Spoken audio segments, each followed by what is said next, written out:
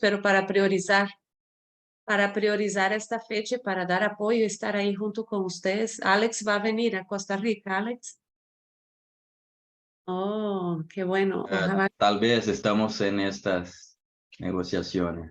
Excelente, excelente. Desde ya está invitado. Se viene ahí para Jacó a conocer el proyecto de cacao aquí y todos los colegas que Seguro. vienen aquí a Costa Rica Ya están está en la cordialmente. agenda este proyecto del cacao, no podemos perderlo.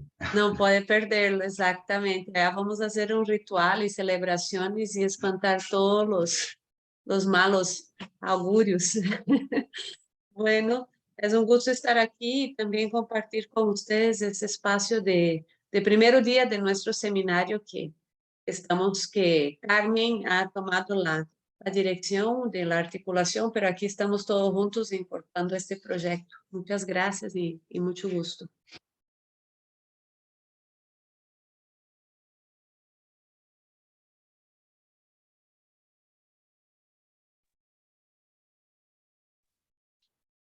Amaral, ¿estás por ahí? No te vemos ni te oímos. Sí. Hola. Hola, ¿me escuchan? Bueno, buenos días, buenas tardes, madrugada, no sé, para quienes estén en otro uso horario en este momento.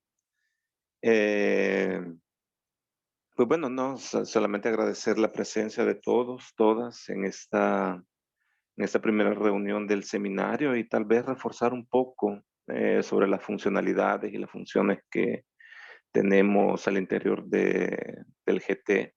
En este caso, yo estoy colaborando y apoyando para todas aquellas personas que tengan en mente proyectos editoriales como boletín o publicación de libros al interior de Claxo, que me contacten para ver las situaciones de las normas técnicas, de los procedimientos, de las cosas que exige Claxo para sus publicaciones, y cualquier situación que tenga relación con publicaciones escritas, ya sea boletines o libros, para que se aboquen a mi persona para discutir de forma específica preguntas o dudas sobre cómo se hace ese proceso, cuánto tiempo demora y cualquier otra circunstancia que se tenga. Pero sí es un recurso de Claxo que está disponible y creo yo que se debe de hacer uso de él. Y yo creo que aquí hay muchas personas que tienen diferentes tipos de proyectos y diferentes tipos de acciones que podrían entrar como tipo de publicaciones Claxo. Entonces, solamente era eso. Amaral, una pregunta. ¿Los comunicados y pronunciamientos también entrarían dentro de tu jurisdicción?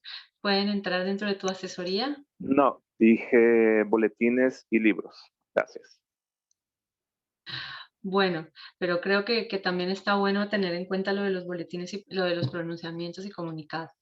Pero bueno, ya lo veremos cuando surja. Bueno, entonces, y Pipe, me faltaba. ¿Estás, Andrés?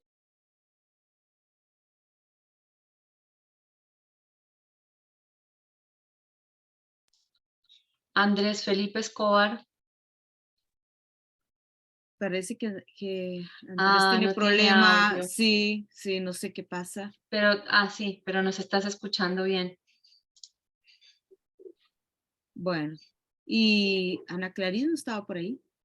Bueno. Sí, pero y se acaba de disculpar en el chat de WhatsApp que se tuvo que retirar porque tiene que dar clase. Bueno, es el caso de... Okay. Es el tema de que no siempre vamos a poder coincidir en el horario y eso, pero bueno, por eso también la importancia de grabar la reunión. Sí he recibido diferentes mensajes con intereses de escuchar, de tener la grabación, así que vamos a ver si logro ponerla en el drive de Oísmo y compartirla para que esté. Bueno, entonces demos inicio nada más así, nada más ya entrémosle a la perspectiva ísmica. ¿Qué es eso de perspectiva ísmica? ¿Por qué hablamos de perspectiva ísmica? ¿Cómo la entendemos? ¿A qué nos referimos? Un poco ese es el objeto de este encuentro, desde el punto de vista teórico, digámoslo así, epistemológico.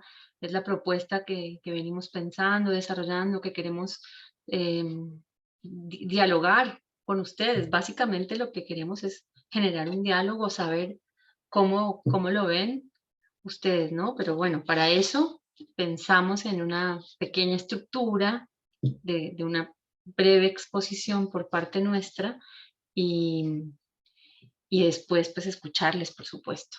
Entonces, Alex, ¿quieres empezar?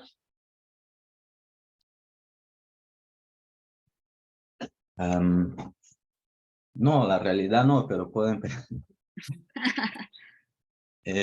No, compañeros, compañeras. A ver, yo, como dijo Carmen, hemos pensado en una pequeña estructura, pero yo creo que mismo la palabra estructura para ese debate ya es un poco audaz, porque más bien creo que esta primera sesión de esta actividad más dirigida en estos planteamientos teóricos, conceptuales y políticos sobre la noción de perspectiva ísmica,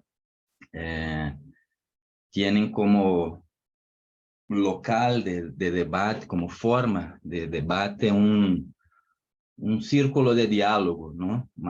Realmente un espacio virtual de ensayo y de prueba, de ensayo y error, como hemos dicho, para dar un primero disparador sobre este término, sobre esta especie de proposición conceptual que aún estamos discutiendo, que aún estamos definiendo, asimilando nosotros mismos, y ahí me refiero mismo los que hemos firmado el texto de introducción de la colección Perspectiva Ísmica, ¿no? Este texto ha sido construido por ¿cuántas manos?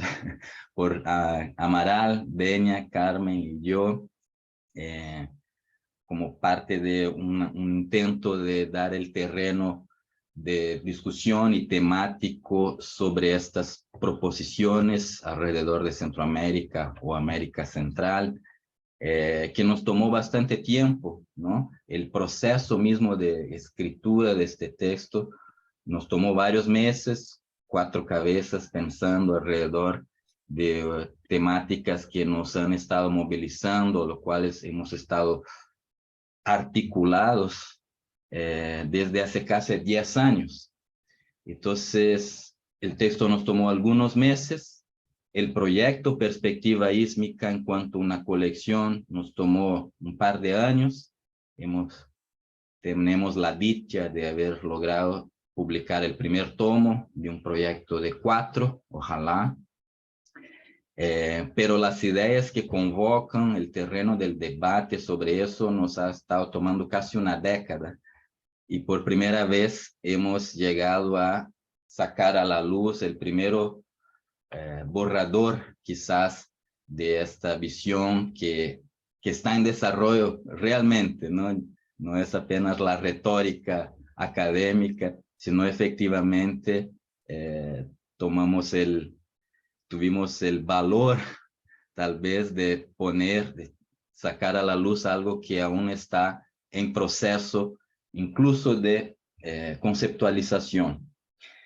Y esto porque tiene que ver con el propio espíritu, en mi opinión. Yo en esta estructura de debate que logramos establecer, que pensamos hoy, me tocó a mí estas palabras iniciales, quizás de introducción realmente del tema, porque más allá de que presentar el concepto, yo creo que el asunto pasa por justamente ubicarnos un poco alrededor de la iniciativa Uismo, que entonces llega a esta colección que destacamos así con énfasis, esta colección Perspectiva Ísmica, porque además del intento de proposición conceptual original, mueve toda esta pasión y este esfuerzo de casi 10 años de movilizar el centroamericanismo, ¿no? En 2013, cuando empezamos a mover el proyecto ISMO, aún sin este nombre, hablar, y desde Brasil, que es un país que Centroamérica todita es casi inexistente, y hace 10 años hablar de centroamericanismo en el espacio de debate latinoamericanista en la academia brasileña, que ya es corto, o era más corto aún hace una década, era casi como, o sea, una palabra nueva, ¿no? Era, o sea, pensar un centroamericanismo, una idea de centroamericanidad que mueve identidades sociales y políticas, y también un campo de discusión, de investigación social o intelectual de forma amplia. Era bastante curioso, tal vez, para muchos y muchos, y en la academia brasileña, que es donde nace la iniciativa, aún más por esas razones. Entonces, con casi una década, 10 años de jornada, llegar a esta colección y empezar por lo menos a plasmar estas ideas como hemos hecho con esta propuesta de todo el proyecto Perspectiva Ísmica, pero este texto de introducción en particular que refleja un poco este espíritu, sí es un motivo de orgullo para nosotros, porque es como sentir que la marcha, vamos llegando a algún lado en esta marcha, ¿no? En esta jornada centroamericanista. Todo esto entonces nace de este espíritu, de este afán por organización del debate centroamericano, por la visibilidad a los pueblos, sociedades de la región que llamamos América Central o Centroamérica, y un proceso de convocatoria de nuestros esfuerzos intelectuales, políticos y artísticos para movilizar el foro, la red, el espacio, o varios otros nombres que hemos tenido, hemos estado nosotros mismos autonombrando el proceso ISMO. De forma muy objetiva, la cosa empezó como un grupo de estudios en el departamento de posgrado en ciencia política de la Universidad Federal de Pernambuco, en la ciudad de Recife, donde vivo. Es el programa de posgrado donde hice mi doctorado, y con la iniciativa, la parcería, como decimos en portugués, con la compañera Juliana Vitorino, hemos empezado esta audacia de discutir Centroamérica, y con todo este desconocimiento en Brasil, a partir de formalizar un grupo de estudios, vínculos con los espacios académicos en investigación de la Unión, del Ministerio de Educación. Bueno, en esta jornada organizativa, el espíritu siempre ha sido el espíritu fundamental, digamos, que el proceso de organización de centroamericanismos no fuera únicamente dedicado a la investigación intelectual per se, o no únicamente a un proceso de contribución a la universidad como institución general que se fije que exista una Centroamérica, sino organizarnos, impulsar un espíritu organizativo que nos permitiera también incidir, tener incidencias concretas en cuanto a aportes intelectuales, pero también de movilización política en los procesos sociopolíticos centroamericanos y culturales. Siempre hemos intentado movernos alrededor de estas 3 patas, ¿no? De procesos intelectuales, procesos sociopolíticos y procesos artísticos culturales. Y con todo este esfuerzo idealista, quizás hemos llegado a estos próximos años, sí, vamos a cumplir los 10 años de iniciativa centroamericanista, convocando, discutiendo, reclutando compañeros y compañeras de muchas partes, o sea, muchos países, ¿no?, de Latinoamérica y fuera de Latinoamérica, especialmente en América Central, que desde 2015 tal vez fue un año marco de más cercanía con los territorios centroamericanos en concreto, y hemos llegado a aún con toda la precariedad, sin tener recursos, sin todavía conformarnos en cuanto a una organización capaz de movilizar recursos fijos, regulares, ¿no?, en cuanto a una organización formal, hemos llegado a este lugar de ser una pequeña pero potente, quizás, referencia a los debates centroamericanos en todos estos campos, ¿no? No solo como una red de investigación, no solo como un espacio de encuentro de intelectuales y académicos con interés en Centroamérica, sino de ser poco a poco, cada vez más, una catalizadora de América Central en estos tres grandes campos, con varios proyectos que hemos intentado mover desde entonces, algunos con más éxito que otros, y de ahí esta relación con Claxo, ¿no?, de estar en nuestro tercer trienio, empezando este año, el tercer trienio, en que la articulación centroamericanista o istmo muévese también a partir del espacio académico estricto sensu como un grupo de trabajo sobre Centroamérica. Los dos trienios anteriores, como saben, nos hemos dado a llamar Enquanto GT, el istmo centroamericano, repensando los centros, y una proposición de discusión sobre la relación centro-periferia, en sentido amplio, tal vez en estructura política internacional como inspiración, pero también en un sentido filosófico, conceptual, que mueve todos estos corrientes de pensamiento sobre cómo estructuramos el pensamiento, ¿verdad?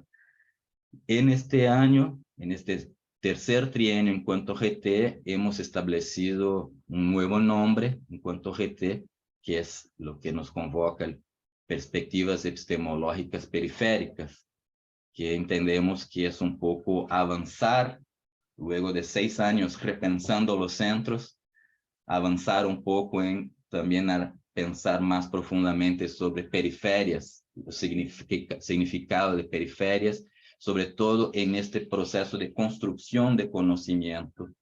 Por eso el tono epistemológico, que es un campo de discusión del proceso istmo en sus alas intelectuales, académicas, que hace mucho hemos intentado mover acá, especialmente Carmen Amaral y Denia, creo que se acuerdan de unos 2 o 3 paneles que hemos propuesto, ¿no?, elaborado, participaciones en eventos académicos, ya empezando a jalar estos hilos del problema epistemológico que atraviesa todo este caldo de interacciones y de áreas políticas e intelectuales que movemos en huismo.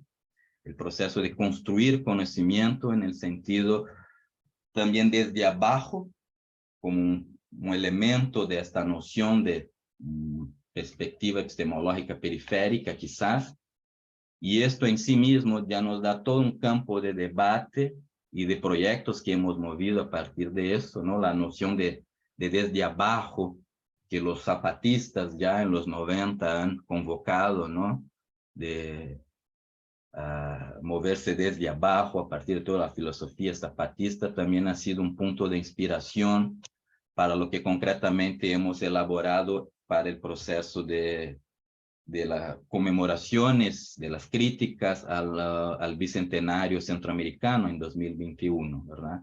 De ahí que hemos empezado una pequeña serie de producción de contenidos, tanto en texto como en videos y en pequeños eventos académicos virtuales que hemos dado a llamar Bicentenario desde abajo, justamente.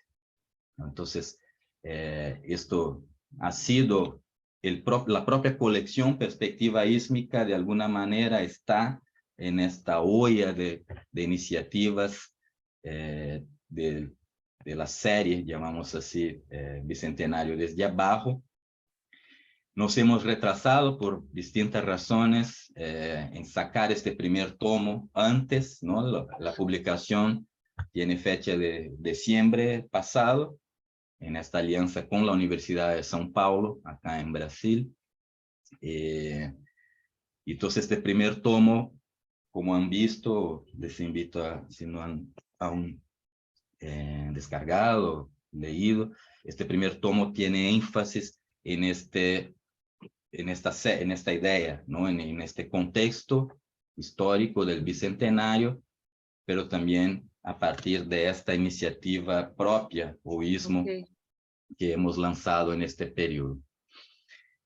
Bueno, digo todo esto y pongo en contexto, aterrizando un poco en la idea de perspectiva ísmica per se, como es lo que nos convoca hoy, y una vez al mes hasta el final del año, ojalá, también destacar esto, que este espacio mensual que estamos poniendo esfuerzo para construir, para consolidar, tiene que ver con también la mirada de mantener un espacio regular y constante de reuniones internas del GT mismo, por lo menos, pero a la vez sirviendo a los dos propósitos, ¿no? De dar cohesión y más interacción entre nosotros en cuanto miembros del GT, en cuanto personas interesadas en las discusiones de este GT de Claxo, y a la vez servir como espacio de debate, de intercambios sobre esta noción misma de perspectiva ísmica. Por eso hemos dado a llamar a esta actividad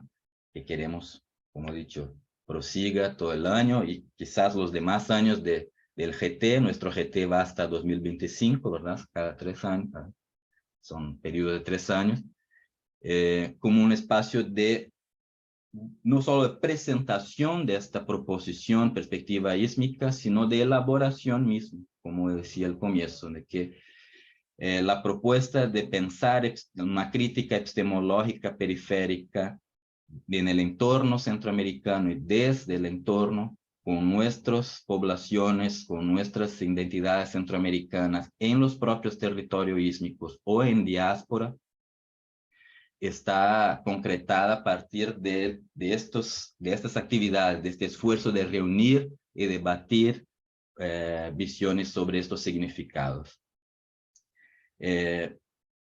Destaco esto entonces como el tema epistemológico siendo el gran terreno de este debate en este sentido, con esta trayectoria en breves palabras.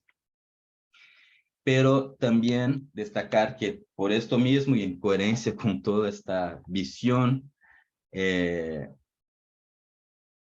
tomar la idea de istmo como el centro, ¿no? Como el lugar disparador de todo este debate, tanto conceptualmente como en acciones de convocatoria y movilización que se convirtió la articulación o istmo, es una decisión, ha sido una decisión pensada, ¿no? Una decisión provocativa de llegar a profundizar los significados de existir territorios que se encuentren geográficamente afectados por las razones geopolíticas históricas, que ha sido siempre una tónica del proceso de la idea de América Central en cuanto a istmo, ¿no? Istmo, como sabemos, es casi un apodo de América Central, ¿no? Normalmente, históricamente, ahí en literaturas, textos académicos, políticos, la idea de istmo siempre acompaña lo que es América Central o Centroamérica. Técnicamente es un concepto geográfico, ¿verdad? Es una franja, si damos un Google ahí en Wikipedia, sale la definición así muy directamente, esta franja de tierra estrecha que sirve como un vínculo entre dos cuerpos de agua y a la vez también como un paso entre dos grandes masas de tierra, ¿no? De manera muy sencilla, así que nos has presentado la idea de istmo. Pero al convertir así, a entender así un territorio de cerca, pensemos un territorio de manera homogénea, para fines didácticos, de 500,000 picos kilómetros cuadrados, ¿no? Que es el istmo centroamericano, y que en la idea de sistema mundo, para utilizar un concepto de Manuel Wallerstein, que nos es bastante caro también, estos territorios están ubicados estratégicamente en sentido político entre los dos principales océanos del mundo, es decir, entre los dos grandes cuerpos de agua que mueven el proceso económico global. Esto ha sido una característica esencial de las identidades centroamericanas, por decirlo, en este sentido geopolítico macro. Estos territorios, por esta razón, que conocemos bien, ha sido blanco de intervenciones, de invasiones, de ocupaciones desde siempre. La necesidad de control del paso interoceánico para que haya control del comercio global, desde el proceso especialmente de conformación del sistema capitalista moderno, ha puesto lo que llamamos hoy región centroamericana en el blanco de las grandes potencias imperialistas desde la conquista colonial. Tomar esta característica histórica como un centro de discusión de lo que significa las identidades centroamericanas y por lo tanto la propia idea de Centroamérica y por lo tanto la propia idea, tal vez más al fondo aún, como mencionábamos, Carmen, de el propio concepto de región, es el gran terreno inicial de inspiración de este proceso de articularnos, de reivindicarnos esta identidad centroamericana con esta conciencia que los pueblos que vivimos, que crecimos ahí, que somos descendientes de estos territorios, hemos sido históricamente afectados por el proceso de globalizaciones, de acumulación de capital desde la conquista. Y esto significa mucho para definir no solo qué es Centroamérica o América Central, por ahí los nombramientos de lo que llamamos esta región ísmica tienen una historia y una polémica propia, pero también, como decía, la propia noción de región. Es decir, el campo disciplinar, si queremos, de las relaciones internacionales o de la ciencia política, que piensa una estructura de arquitectura internacional, tomar este primer terreno como un campo de discusión para pensar estos términos, estos nombramientos, ha sido fundamental para que podamos concebir esta crítica a estos propios nombramientos, ¿no? Con esta conciencia de estos significados históricos de explotación de los pueblos y recursos naturales de esta región. Aquí lo que hemos estado intentando hacer es convocar una reflexión que tome en cuenta realmente un esfuerzo de romper el famoso binarismo macro-micro, ¿no? De alguna manera, en sentido conceptual, tal vez de fondo más filosófico, no apenas asumir el ambiente internacional como una esfera aparte y el ambiente nacional y doméstico como otra, sino intentar hacer un encaje conceptual y por lo tanto propositivo sobre cómo podemos criticar esas nociones sin caer en la trampa de reforzar una noción de explotación, aunque sin tener sin percibir, sin fijarnos en lo que estamos haciendo. Entonces, para mí personalmente, yo entre los integrantes de la articulación, desde sus comienzos y en la producción de este texto, de esta colección Perspectiva Ísmica, soy lo que tal vez ha estado dando más batalla a la crítica, no solo del nombre América Central o región, la importancia de que entender cómo este proceso de nombramiento regional es fundamental para abalizar una crítica, sino de la propia idea de región como categoría política de los órdenes socioterritoriales que utilizamos. Pensamos mucho desde el istmo a lo largo de estos años, o hemos estado cada vez más intentando profundizar los significados de de la crítica del Estado-Nación, de asumir que no podemos tomar la idea de Estado-Nación estrictamente como un tipo de orden socioterritorial moderno, colonial, un legado de la idea de modernidad y por lo tanto del colonialismo, un tipo de orden socioterritorial establecido en acuerdos directos, ¿no? Ahí a finales del periodo medieval, ¿no? Que da los comienzos de la idea moderna. Gracias, Enrique. Un mensaje de él acá. Hemos estado asumiendo esta crítica, esta preocupación que es ya mucha literatura, muchas luchas políticas alrededor de esta crítica del Estado-Nación, pero no únicamente con esta idea de que, un poco a veces naif, de que la crítica al Estado-Nación es el eje que puede solventar todos nuestros problemas socioterritoriales si no avanzamos en también pensar estas otras categorías que son derivadas del Estado-Nación, por decirlo, que es la crítica a región.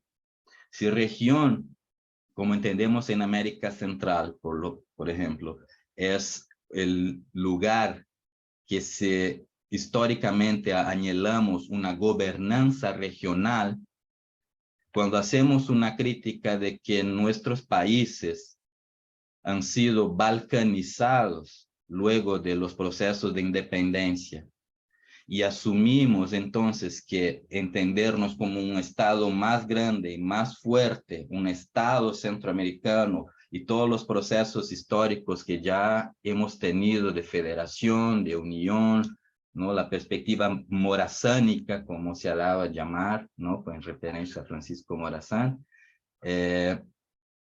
dejamos de profundizar justamente que la solución del problema no es estrictamente tener un espacio de gobernanza más grande, tener los países entendidos como un único, sino entender, avanzar en la comprensión de que las líneas artificiales de la conformación del sentido de identidad nacional que asumimos, por muy democráticas, por muy horizontales que sean, no dan cuenta del problema del ordenamiento socioterritorial.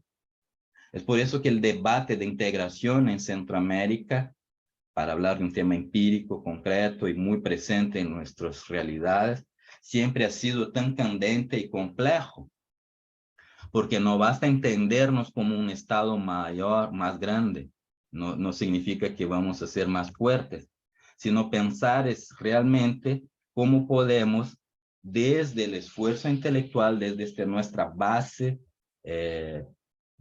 de actividad, ¿no? de la actividad intelectual en la cual estamos involucrados, podemos contribuir a pensar la propia forma de ordenarnos socioterritorialmente.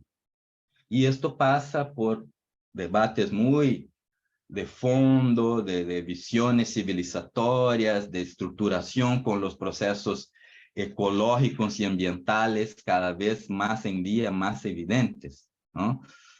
En Centroamérica en especial, esto en este campo más concreto ha tenido repercusiones, ¿no? Impactos tremendos, que es lo que nos genera este lugar paradójico de ser a la vez una región, ¿no? Como es entendido, central para el sistema mundo, porque está ahí el paso interoceánico fundamental de disputa para este comercio, que al fin y al cabo da las líneas de directriz de la vida global, y esta incapacidad de profundizar estas comprensiones de cómo esto afecta nuestros cotidianos, nuestras formas, el reconocimiento de la pluralidad de los pueblos centroamericanos pasa por también pensar la necesidad de pluralidad de formas de ordenamiento socioterritorial más profundos, más avanzados. Bueno, esto les digo así un poco en palabras de introducción, como un lugar básico de donde hemos estado buscando mover esta crítica, ¿no? Porque sobre todo la perspectiva ísmica aún está en este campo de elaboración de una crítica, como les decía, desde este lugar quizás muy duro de la geopolítica como punto de partida, punto básico de análisis. Pero ahí van todos estos otros elementos que hemos intentado dar sobre algunos, por lo menos algunas notas en este texto de introducción que les comentaba, de nuestro primer tomo de la serie Perspectiva Ísmica. Ahí empezamos a mencionar el problema del nombramiento, o sea, que se ha dado a llamar, ¿no? De una forma y otra, tiene que ver con el proceso histórico también de conquista. Pasamos por este reconocimiento de algunos nombres que hemos tenido, que se ha dado a conocer lo que llamamos hoy región centroamericana, pero vamos entonces llegando a este lugar de criticar la idea regional, no solo a partir de la conjunción de los estados-nación o no, sino del propio sentido de lo que significa ser una región. En resumen, para abrir un poco el diálogo y los comentarios, no queremos asumir que que región en cuanto a una categoría que más bien ha sido diseñada y es utilizada para fungir como una pieza de transmisión, el mecanismo de acumulación del capitalismo internacional, sea establecido como el gran eje, como el gran fundamento y objetivo de un proceso centroamericano, por ejemplo. No es convertirnos en una gran región unificada que nos da los parámetros de solución para un problema estructural de explotación histórica que hemos tenido justamente por esta condición ísmica. Entonces, bueno, para no quedar así tan abstracto y empezar un poco más a concretar, dejo esto como palabras iniciales y quisiera que pues platiquemos un poco, ¿no? Como decía al comienzo, realmente la idea en esta primera sección, sobre todo esta primera sesión, yo creo que es más de crear el círculo de comentario, el círculo de diálogo.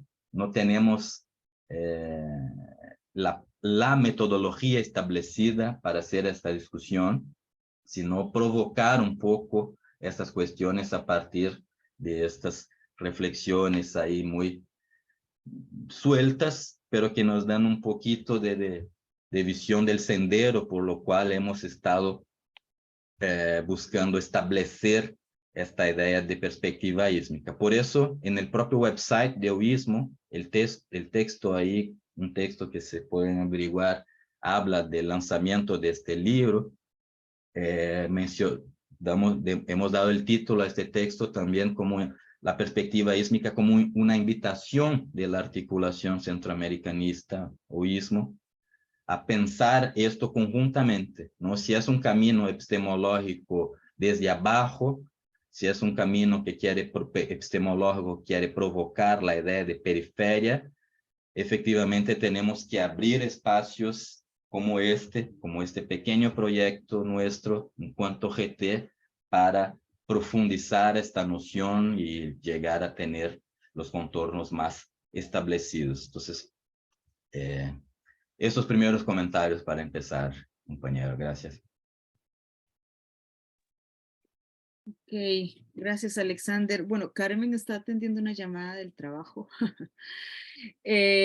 No, yo lo que me gustaría tal vez como para motivar aquí la discusión es tratar de escucharles si en algún momento en sus investigaciones han tenido, o en su trabajo, o en sus reflexiones, digamos, la inquietud o, ¿cómo podemos decir? O la incomodidad, digamos, a la hora de discutir sobre Centroamérica y que no logran acomodar un poco, digamos, parte de la reflexión, los análisis que se hacen a justamente a este, digamos, vamos a ponerlo así, a esta definición hegemónica, digamos, como bien decía Alexander, de la región, ¿no? Yo creo que todo este proyecto que Alexander, digamos, nos explica y este recorrido está convocado por una sensación de desconforto, ¿no? Y alguna forma de rebeldía, digamos. Eh, y como ya les pasé el link del libro y ustedes van a ver en la introducción del libro, que es un poco, estamos colocando varios subtítulos y donde empieza justamente la discusión es iniciando esa idea entre Estado y región, como bien lo señaló Alexander, ¿verdad? El Estado desde una perspectiva más de imposición. En fin, hay un elemento que a mí me parece fundamental en todo esto y es que también cuando se impone el nombre, cuando se nombra, cuando se dice, cuando se coloca un nombre, hay en eso el establecimiento de una relación epistémica, de poder también, y entonces, bueno, un poco la idea es como abrir el debate sobre eso. Yo no sé si alguien quisiera aportar algo, sí. ¿Qué resonancia en sus trabajos tiene esto que Alexander acaba de explicar? Y no sé si alguien quisiera empezar o decir alguna cosa al respecto. Sí, Mario, adelante. Gracias. Lo de Alexander para mí hoy ha sido, a ver cómo se llama en la academia, una serendipia. A ver por qué.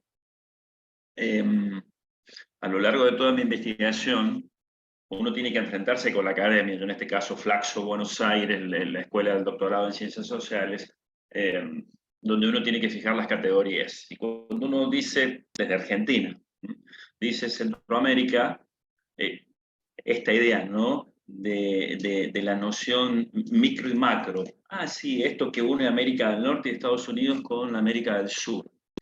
Y la idea, cuando yo avanzaba, por ejemplo, en la investigación en los años 70 y 80, el conflicto est-oeste.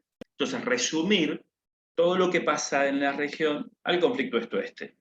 Y tratar de destrabar mentalmente, tratar de desnaturalizar visiones que uno tiene desde aquí, desde el cono sur, respecto de lo que aconteció en esa región. Todo pasa por la pelea entre Estados Unidos y la Unión Soviética, el conflicto global, el orden global, y luego convencer a toda la academia de que había otras razones subyacentes, de que había otras categorías quizá mucho más profundas, como la de violencia política instaurada. A mí me pasó algo muy curioso, estando en El Salvador todos estos años, que me hablaran, por ejemplo, del golpe de Estado del 79, y cuando yo iba a la historia y registraba todos los gobiernos, desde la masacre del 32, del 31-32, hasta los 80, veía que todos habían sido regímenes militares, con ropaje democrático diciendo que había habido elecciones, pero todos eran coroneles y generales. Entonces, claro, desde la academia, desde la noción argentina de golpe de Estado, de irrupción del orden democrático, hablaban de la caída de Romero del 79 y gran parte de la academia salvadoreña, o sea, que he discutido con muchos de ellos, hablar del golpe del 79 porque cayó el general Romero, pero vino otro general, o sea, una junta cívico-militar, pero tenían generales desde el 32. Entonces, ¿cómo había cuestiones locales mucho más propias que articulaban y detonaban en el conflicto que terminó en una guerra civil? También eso yo lo pongo en discusión en mi investigación.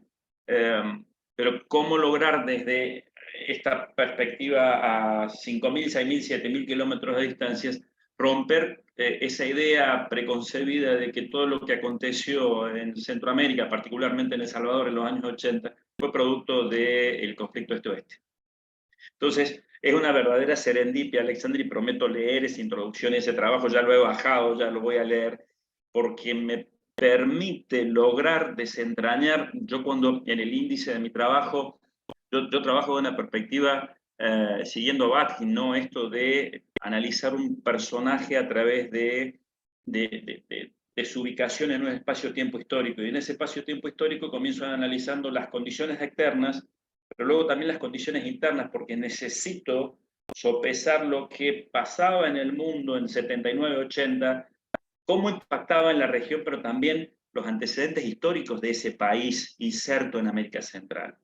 Entonces, me has venido, Alexander, a dar todos los fundamentos que prometo utilizar como introducción para justificar desde acá, ¿por qué necesitamos sí o sí analizar y irnos como, veo cuando uno, a mí me gusta cocinar, entonces preparar la masa, los fideos, amasar, ir al fondo, ir a las entrañas de esa realidad histórica que vivió particularmente El Salvador antes de su guerra civil. Me extiendo en un periodo de 40 o 50 años, pero me es muy válido esto de la noción de istmo, no solo como una construcción geográfica, sino como una construcción lingüística, sociopolítica, que da contenido y da forma a este cruce de la idea de el sistema mundo con algo muy propio que se conjuga de las propias realidades de la región que exceden a la idea del sistema mundo y de la imposición del sistema mundo.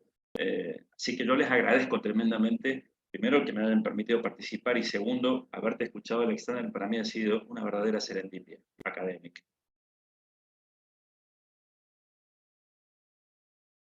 No sé si alguien más quiere agregar algo.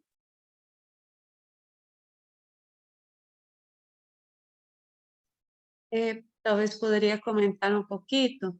En mi caso, en 2015 empecé la tesis de doctorado. Mi tema de tesis es tesis en teología en la Universidad Nacional, y era un programa que tenía por criterio, reglamento, ser una investigación comparativa entre dos países.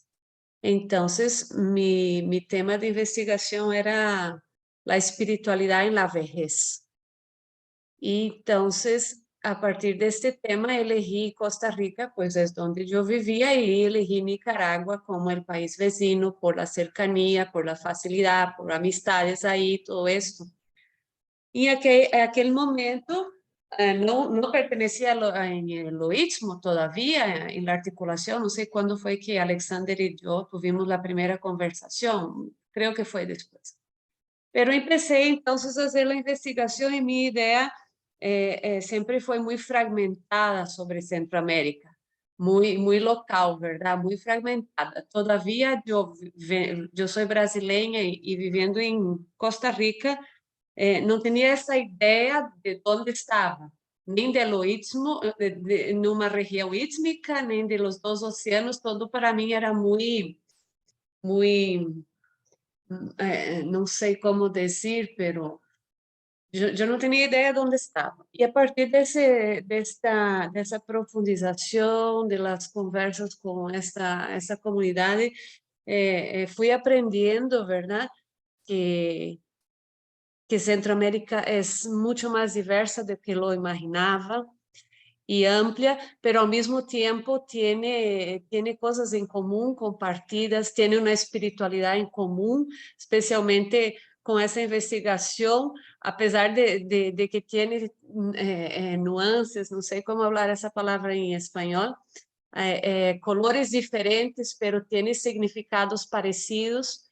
Por ejemplo, las personas adultas mayores de Nicaragua son mucho más santeras, más expresivas, especialmente donde yo estaba, que era un lugar costero, donde era Corinto. Foi aí que eu passei como 10 dias entrevistando, investigando, conhecendo e vendo suas formas de relacionar-se com o sagrado. y también aquí en Costa Rica, que tiene mucho la influencia de una espiritualidad muy, mucho más clerical, mucho más jerárquica. Entonces, todas esas diferencias fueron muy interesantes para sumar en el tema de la diversidad. Y si vamos un poquito para Guatemala o El Salvador, hay otros elementos como el cacao, que hace parte de las ceremonias y todo esos otros elementos. Entonces, yo soy así como una hija del movimiento de la red Istmo, y he aprendido y he profundizado, y ahora en ese momento en cualquier conferencia que soy invitada a dar en Brasil especialmente, hago esta introducción de lo que es Centroamérica. Ya es parte de cualquier tema de conversación, ya sea de teología, de educación, de cualquier cosa. Primero de todo es la introducción, ¿dónde estamos y qué es Centroamérica? Especialmente para el pueblo brasileño que sabe muy poco sobre esto, y creo que es nuestro deber entonces profundizar y seguir contribuyendo con estas discusiones también. Gracias, Nelis. Interesante. Yo voy a decir algo que a mí me llamó mucho la atención de Nelis. Estaba en Costa Rica, pero no sabía dónde estaba, ¿no? Y es que, y eso que Nelis dice, y un poco también lo que Mario comentaba, yo quisiera decirlo que también en la academia costarricense sucede eso, que también las personas en Costa Rica, estamos en Costa Rica y no sabemos exactamente dónde estamos, ¿no? Y sobre todo en este país, digamos, que es el sur, digamos, por decirlo así, el sur de Centroamérica, que tiene una autopercepción, digamos, que se constituye, digamos, de alguna forma en oposición o en alteridad al resto de Centroamérica, de alguna forma, ¿no? ¿Verdad? Y entonces esa desubicación, digamos, geográfica, me parece muy interesante que Eliezer narra, porque esa desubicación geográfica es parte, digamos, de este imaginario nacional costarricense también, ¿verdad? Entonces, parece bien interesante, digamos, es esto, que no solamente le pasa a una brasileña que llega al país, sino que muchas veces sucede con los propios académicos y académicas centroamericanos, e incluso, bueno, ya lo hemos hablado muchísimo, con los movimientos sociales, los movimientos artísticos, ¿verdad? Es decir, de vez en cuando vienen oleadas de influjo, de conexión con Centroamérica, digamos, pero no es una cuestión permanente, ¿verdad? Entonces, esto es parte, a mí me parece, de la exploración que también tenemos que hacer, es decir, ¿por qué esas invisibilidades, digamos, que están atravesadas obviamente, como bien decía Alexander, por la construcción de una idea de los Estados-nación, ¿verdad? Pero también está atravesada por otras cosas. Bueno, en fin, no sé si alguien quisiera comentar algo o decir algo más al respecto.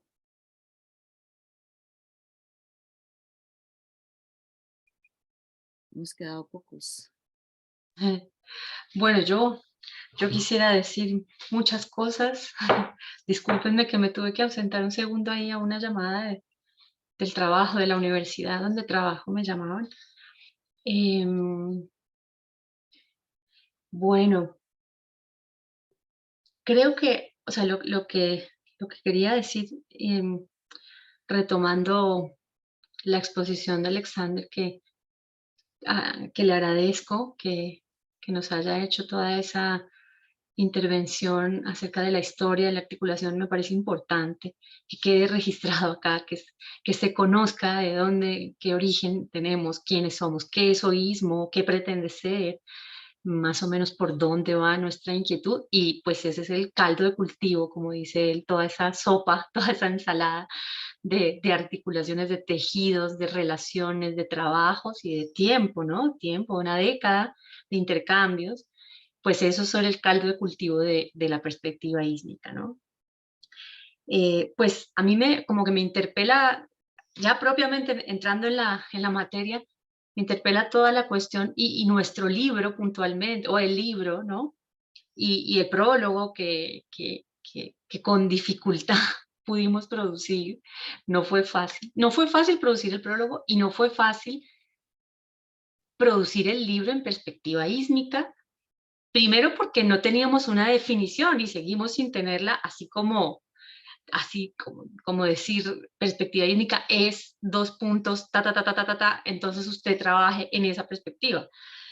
No funciona así. O sea, lo que quiero decir es, y desde el lugar de la docencia que yo ocupo, ¿no? Ese es pues sí, es mi oficio, y desde el lugar de oísmo y su origen en Brasil, como enseñar, o sea, mostrar a Centroamérica en un contexto latinoamericano, pero epistemológicamente tan distante y tan lejano. Lo mismo sucede acá en Argentina y eso lo sabe Mario muy bien, ¿no?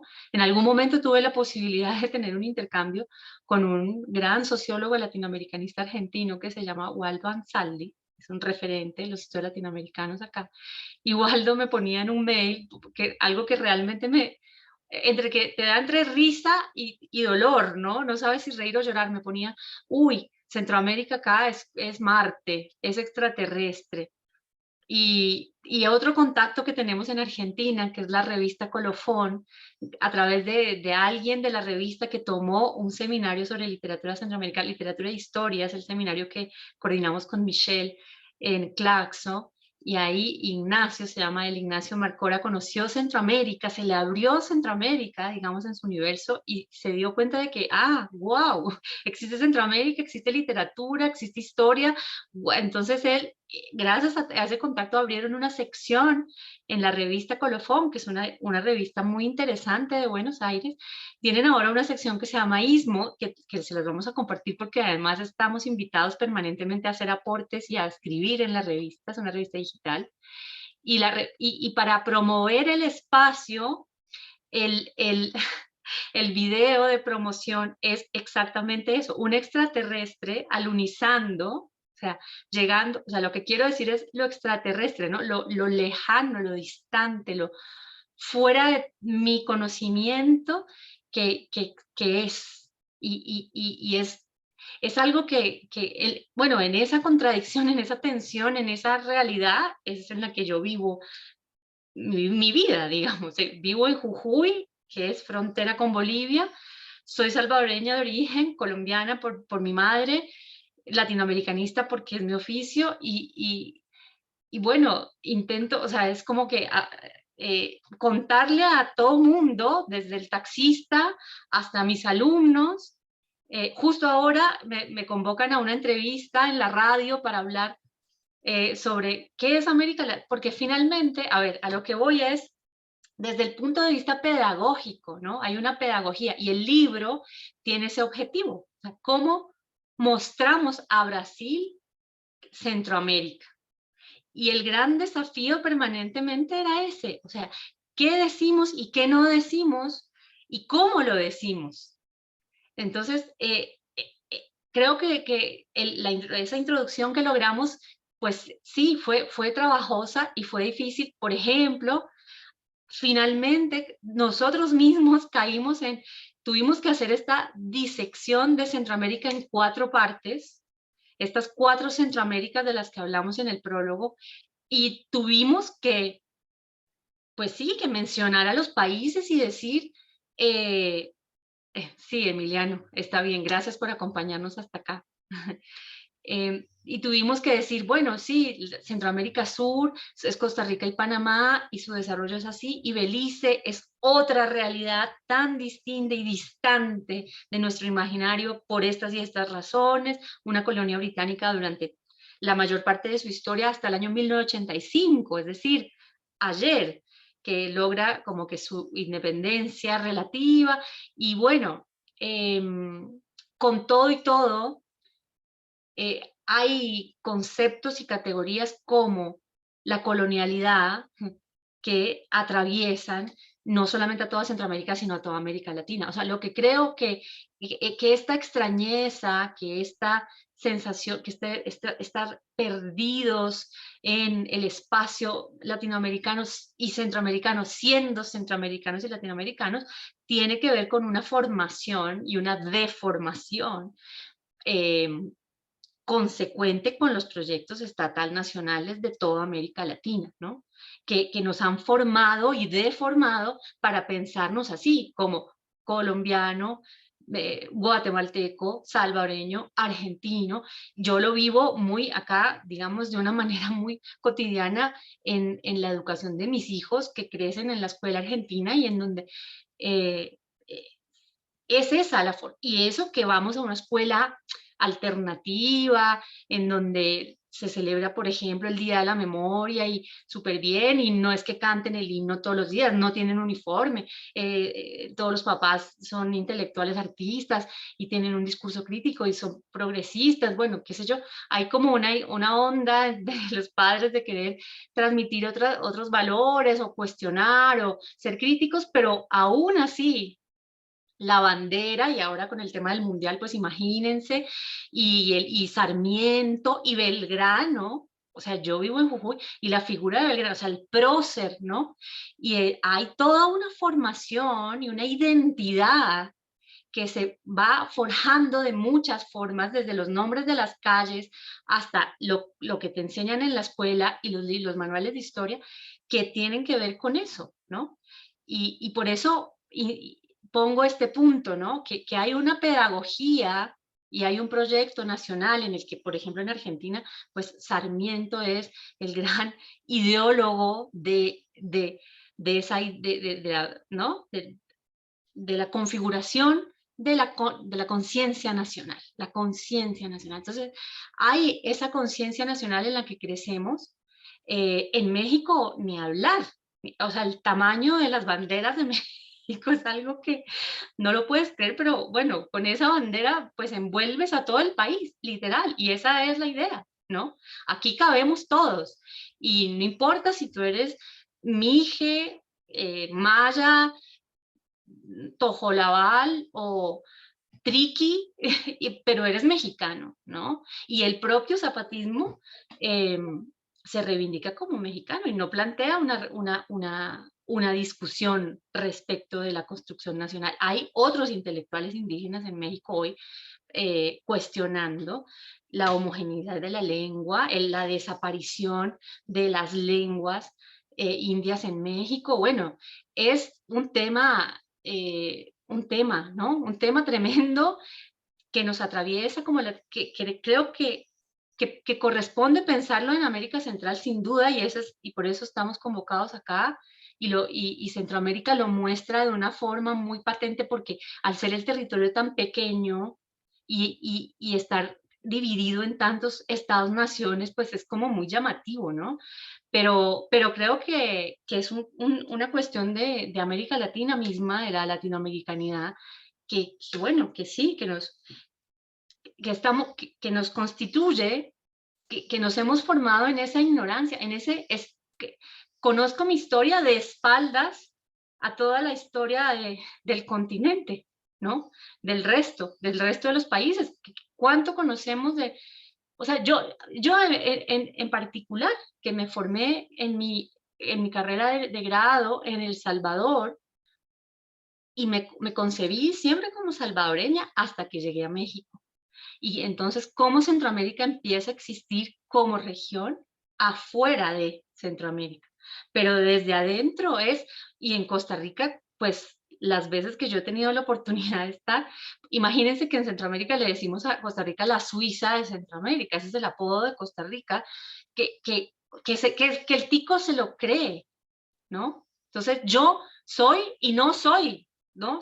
Sí estoy acá como por accidente, porque en realidad nosotros pues no tenemos maras, sí tenemos democracia, sí tenemos instituciones y sí tenemos una seguridad social que alcanza incluso a abarcar a toda esta oleada migratoria de micas que se nos vienen a meter acá para nuestra desgracia. Pero bueno, yo sé que es muy injusto lo que estoy diciendo, porque sí, Costa Rica tiene un costado profundamente solidario y profundamente unido a Centroamérica. También, entonces, pero convive esos dos. También hay una clase media tica con la que yo también he interactuado que tiene esta idea, ¿no? De decir, pero es que nos vienen y nos colapsan los hospitales. Y acá en Jujuy obviamente pasa exactamente igual con Bolivia. Vienen acá a parir sus hijos y a tener los hijos las bolivianas. Sí, obvio, voy allá porque allá hay hospital y acá no. Bueno, y esa frontera, o sea, bueno, eso es arbitraria, lo decimos en un punto en el prólogo, releyendo el prólogo para esta sesión. Consideramos arbitrarias las fronteras establecidas de manera colonial hace 200 años en un territorio que tiene 10.000 años de historia, población humana que hace 10.000 años habita estos territorios. Bueno, vinieron y nos impusieron a la fuerza, y es verdad, esas fronteras, pero el tema es, no lo creímos, ¿no?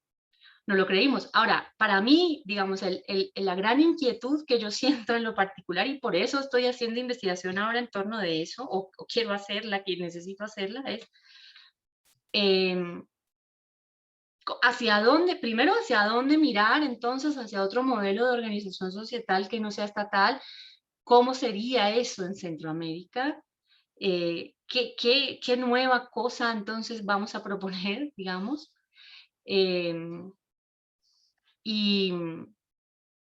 cómo, o sea, sí, digamos, lo primero sería quizás desconvencernos de que esa es la única forma de organizar, ¿no?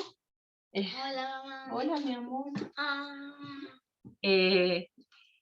Eso, bueno, eso, para que vean que esto es algo en ebullición y en proceso, y que hay más preguntas que respuestas, pero lo que sí, otra cosa que quería decir, que tiene que ver con lo pedagógico, con los libros, con cómo nos entendemos, cómo nos concebimos, y qué discursos creemos, y qué discursos no, es que dentro de las ciencias sociales también seguimos operando de ese modo. Entonces yo me acuerdo perfecto de las discusiones en torno de los primeros textos que empezaron a llegar al libro, y Denia decía, pero a ver, nosotros les pedimos que comparen dos países, la gente no lo puede hacer, no lo comparó, porque pues la gente tiene datos sobre su país, y ha investigado y ha hecho archivos sobre eso, o ha hecho investigación, o ha hecho encuestas a la gente, a sus coterráneos. No es que los científicos sociales tengan en su haber. Y eso mismo pasa dentro de Centroamérica y afuera, cuando hay libros sobre América Latina, sobre X tema, democracia en América Latina. Entonces invitan a alguien que hable democracia en Nicaragua. Entonces alguien habla, la historia de Nicaragua es esta y esta, y habla eso.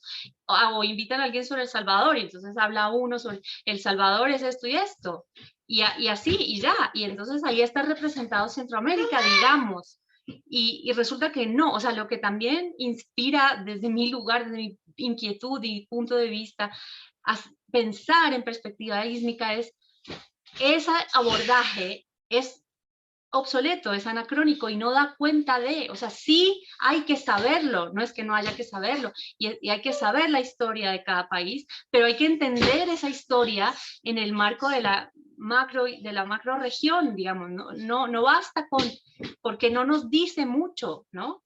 Y lo que está pasando hoy en Centroamérica, y siempre, cualquier década que agarremos, pero digamos el momento actual es regímenes profundamente autoritarios con un montón de signos políticos, o sea, discursos muy opuestos entre sí, pero que en sus prácticas son con un autoritarismo brutal, como es el autoritarismo que constituye la identidad política de Centroamérica, que nunca ha sido democrática.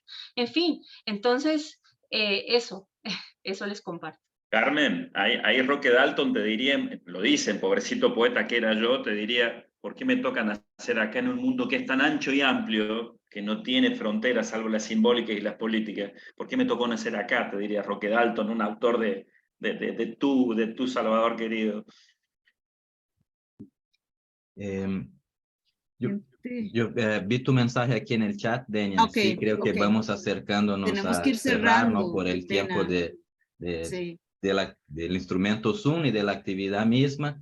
Pero en estos minutitos, rápido un otro comentario. Yo, bueno, primero, muchas gracias ahí los comentarios de Mario y Nelis ante esta pequeña introducción a nuestro debate que esperamos siga, como les decía, que es nuestro plan en cuanto a coordinación del GT a lo largo de todo este año, ¿no? Que tengamos ahí por lo menos unas 8 sesiones más, 9, no sé cuántos meses vamos a lograr aún este año, seguir promoviendo ese debate, pero que es un debate que es, como nos dado cuenta hoy, central realmente de todo el proceso de la articulación noísmo en cuanto tal, no solo como GT. Y por eso la importancia de seguir debatiendo y consolidar esta discusión como un terreno común para esta reflexión sobre Centroamérica, América Central, que es algo que hemos dejado ahí también suelto, ¿no? Hemos mencionado los nombramientos, pero aún en esta sesión no llegamos a esta crítica, ¿no? De por qué América Central o por qué Centroamérica, todo, justamente esta relación de los nombres como forma de acto de poder, también como mencionamos en el texto de introducción, el acto de nombrar como una expresión de control y poder que está históricamente asociado a los procesos constitutivos de nuestros territorios. Y de ahí un poco este comentario final, en día con lo que mencionaba Carmen en su intervención. Nosotros, creo que la pregunta que pone sobre la mesa, Carmen, sí es la gran pregunta, la verdad, no solo para América Central, para el Istmo, sino para el horizonte civilizatorio de la humanidad, ¿no? ¿Cuál será el nuevo camino de organización socioterritorial que la humanidad, al agotar o darnos cuenta de la lógica intrínsecamente de explotación que el Estado, como la forma Estado representa, cuál vamos a adoptar, entonces cuál seremos capaces de generar, de construir ante esta crítica que poco a poco vamos tomando más terreno y más capacidad crítica. Entonces, en específico de Centroamérica, yo creo que lo que estamos haciendo en cuanto a articulación o istmo en este campo de lo intelectual es contribuir poco a poco a esta respuesta, quizás no solo para lo que es el istmo, ¿no? Para los territorios ísmicos, sino también como una forma de hacer pluriversalizar, para no decir universalizar, las posibilidades de respuesta a esto desde nuestro entorno inmediato, desde nuestras realidades. Si las formas de construcción de este tipo de ordenamientos han sido universalizadas desde locales provincianos como Europa, otras respuestas que pueden ser generales, también pueden partir de ambientes específicos, quizás como lo nuestro centroamericano. Estamos teniendo la audacia de hacer una crítica, de intentar hacer una crítica más de fondo a esto sin caer en las trampas de lo naif, de la crítica a la explosión de la forma Estado. Creo que con la responsabilidad de tener preocupación de cómo avanzar en alternativas a esto y no solo quemar los puentes, ¿verdad? Entonces yo creo que sí estamos ante el desafío de pensar no solo que la crítica al Estado-Nación, o sea, la idea de nombramiento en general sería pensar la crítica al Estado-Nación, así como la de región, no asumir que la región es el ambiente natural en el sentido de un conjunto de estados-naciones, como decía al comienzo, y llegar a pensar este conjunto entonces quizás como el propio istmo. ¿Somos un conjunto de estados-naciones? ¿Somos una región? ¿O somos un istmo centroamericano en este caso, ¿no? Entonces es un poco intentar mover realmente en las bases esta naturalización de significados que asumimos como intelectuales, que tienen reflejo directo en las posiciones políticas y formas de construcciones políticas que asumimos y defendemos muchas veces sin darnos cuenta de que estamos quizás contribuyendo a hacer girar la rueda que quisiéramos parar, ¿verdad? En cuanto a crítica sistémica. Tal vez el gran entorno y terreno de fondo realmente es pensar, retomar a la agenda de procesos de emancipación que creemos a partir de la renovación de la crítica sistema que ha quedado tan corta en nuevos posicionamientos políticos que asumimos como techo de la crítica que se propone hoy en el mundo político institucional, y ahí yo diría particularmente, desde mi opinión, al progresismo, que asume un techo muy bajo de horizontes emancipatorios que las izquierdas antes solían hacer con más audacia y profundidad y que hemos dejado escapar ante la realidad, digamos, ¿no? Como se suele convocar para estas posiciones. Yo creo que estas traducciones de posiciones políticas concretas también están en esta exploración de conceptos intelectuales de base y de fondo, y esta relación, estas proposiciones mínimas que estamos buscando generar a partir, sí, de este lugar marginal, periférico, ¿no? Este lugar extraterrestre, como decía Carmen, ahí como alguien comentaba en Argentina, sí puede generar, sí puede tener la fuerza propia para ser universalizado, pluriversalizado como conceptos y posiciones políticas más amplias. Esto, gracias.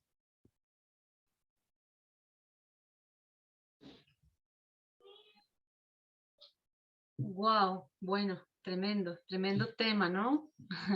Este tema realmente da para mucho. Las compañeras mexicanas, aprovecho para saludarlas a Pilar y a Neri, bienvenidas y disculpen, no sé si nos parece que no estaba tan claro que el horario era las 11 de acá, no las 11 de México, sino las 11 de Argentina. Vamos ustedes no lo saben aún, pero vamos a hacer una comunidad en WhatsApp y ahí vamos a poder como estar más. Si quieren, yo el celular de Neri ya lo tengo, pero si quieres, Pilar, dejarme el tuyo acá, yo te agendo y así vamos a ir generando eso para que, sí, pasa eso del enredo con las horas. Pero bueno, pero tuvimos el encuentro, fue fructífero, la verdad que hermoso, dan ganas de seguir, ¿no?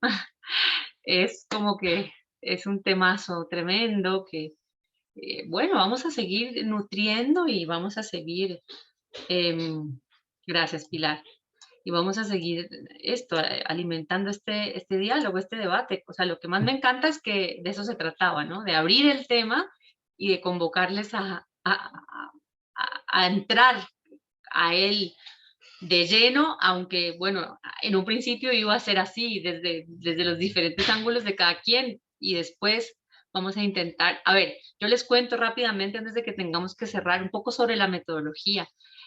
En el plan de trabajo que Denia comentó al inicio, este seminario está pensado como una actividad basal, digámoslo así, estructural, nodal dentro del GT, y lo va a hacer así. Yo lo había pensado como una actividad abierta, que cada encuentro fuese así como a todo público, que participara quien quisiera.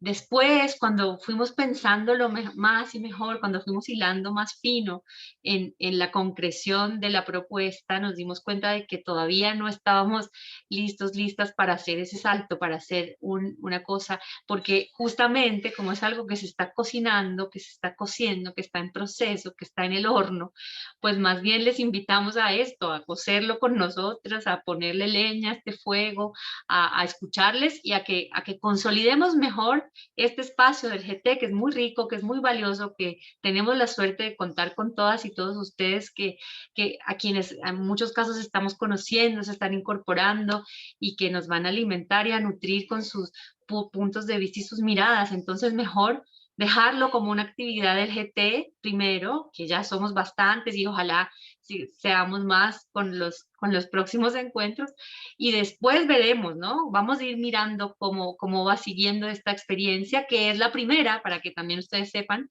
es la primera vez que como GT dentro de la articulación oísmo proponemos este espacio. Entonces, pues primero eso, abrir el espacio, afianzarlo, y después ya veremos si lo abrimos o algunas sesiones. Bueno, vamos a ir viendo qué rumbo toma, pero por lo pronto dimos inicio y aplauso.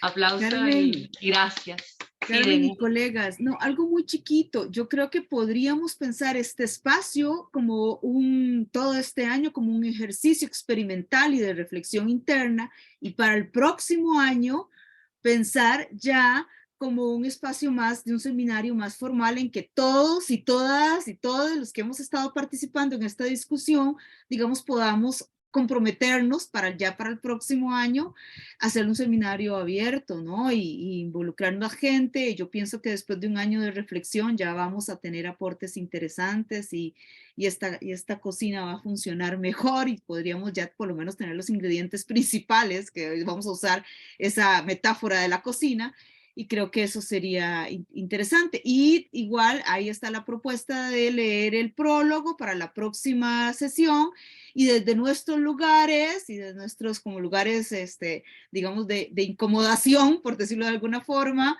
de experiencias vivenciales, pero también de identidades y de investigaciones, pues proponer, digamos, un debate a partir de esa propuesta inicial, y yo creo que con eso sería magnífico seguir.